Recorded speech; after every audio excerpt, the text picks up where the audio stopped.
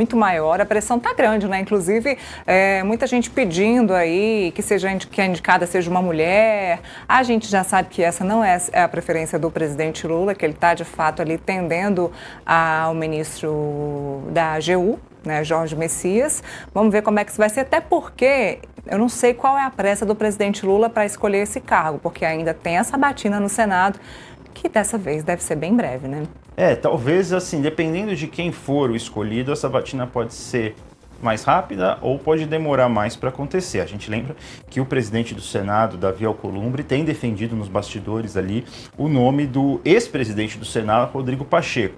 Então existe ali, claro, um conflito ali, né? O Lula talvez mais próximo do Messias, né? Que é alguém do ministro Jorge Messias, da Advocacia Geral da União, e do outro lado o Senado, que é quem realmente vota a indicação, preferindo o Rodrigo Pacheco ali. Acho que esses são os dois nomes mais fortes. Outros correm de forma paralela. O Vinícius Carvalho, ministro da Controladoria Geral da União, por exemplo, tem alguns nomes de mulheres, como você bem citou, movimentos pedindo uma mulher negra, né, que seria uma indicação forte do Lula a movimentos identitários ali, que apoiam o presidente da República, que apoiam o PT de maneira geral.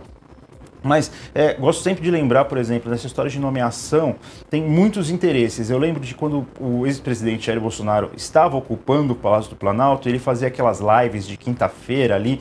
Teve uma dessas lives que começou antecipadamente no Facebook e ele estava comentando ali sobre indicação de ministro do Supremo e ele fala assim, você sabe quanto que custa, não no sentido financeiro, claro, mas no sentido político, sabe quanto custa uma indicação de ministro do Supremo? Porque é isso, são muitas pessoas, aliados de repente se brigando nos bastidores pela indicação, porque realmente é um cargo muito forte, né? Hoje em dia a gente vê que o executivo não governa sem o judiciário, especialmente assim, fica essa briga legislativo com o judiciário, o executivo com o judiciário contra o legislativo, está desbalanceado os três poderes de certa forma. Então, a indicação é muito importante, até porque é isso, o Lula já indicou vários ministros do Supremo, já tem 2 ministros só nesse mandato, se for reeleito vai ter mais 3 ministros, manter o Luiz Roberto Barroso ali, um nome de confiança, cada vez mais de confiança dele, parece que para o Palácio do Planalto é a prioridade nesse momento. Aliás, é o que a gente veio vendo nesse governo Lula 3, indicações de pessoas de confiança, não precisa ser necessariamente técnico, mas nomes de confiança do presidente Lula. A piada nos bastidores é que depois do Joaquim Barbosa, que depois o ministro, que acabou condenando um monte de petistas no mensalão, o Lula vai sempre escolher alguém de estreita confiança dele, né? Como o presidente Jair Bolsonaro falava, alguém que eu tenha intimidade para tomar um Guaraná. A verdade é essa, a situação do Supremo talvez não seja ideal, a gente aqui não está para falar o mundo ideal, a gente está para falar o que acontece aqui nos bastidores de Brasília, né? E essa é uma questão, porque como o Supremo virou cada vez mais uma força política em Brasília, um Supremo que acaba tendo que decidir sobre os mais diversos temas, todos eles envolvendo conflitos políticos, a maioria deles envolvendo conflitos políticos, ter alguém de confiança no Supremo Tribunal Federal é mais importante do que, às vezes, fazer uma sinalização para um movimento identitário. Porque é isso, foi o Cristiano Zanin, era advogado pessoal do Lula, defendeu o Lula no caso da Operação Lava Jato. O Flávio Dino é um aliado político do Lula de longa data, não é um cara...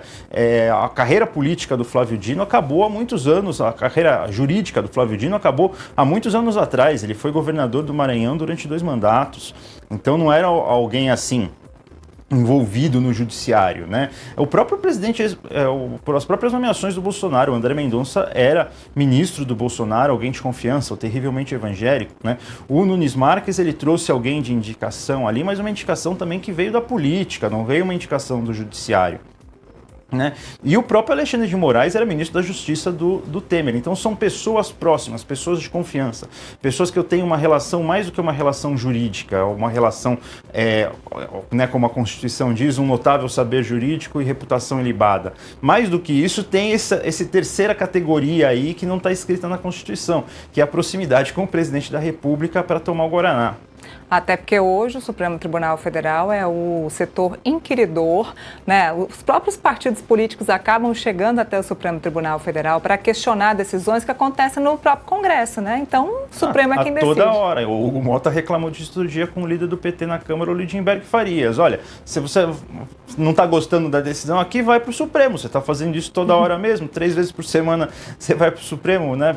Claro, não tom mais de brincadeira ali, mas que doeu no Lindenberg, justamente por isso. E é um Supremo que é isso, julga opositores do governo, julgou a derrubada do decreto do IOF, né? Pode ser agora que julgue outras questões econômicas que são importantes para o governo, né?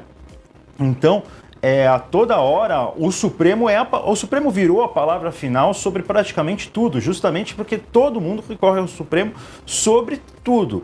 Então, assim, é questões penais, é questões jurídicas, são questões econômicas, a palavra final é do Supremo.